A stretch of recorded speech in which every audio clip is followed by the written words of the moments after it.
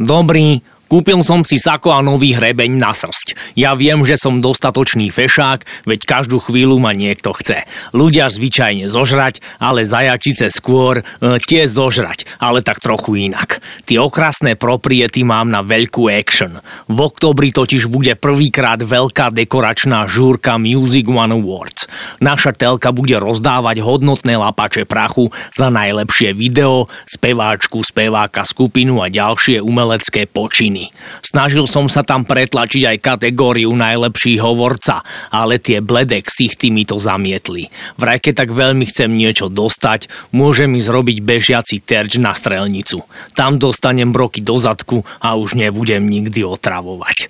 Preto sú v nominácii len samí dvojnohí mumáci s nezdravou nezelenou farbou. Napríklad taká Katka Knechtová.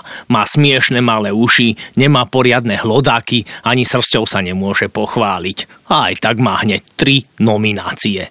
Ja tým ľuďom nerozumiem, ale na Music One Award sa teším. Dúfam, že v programe bude aj ohňová show s malými modrými králikmi.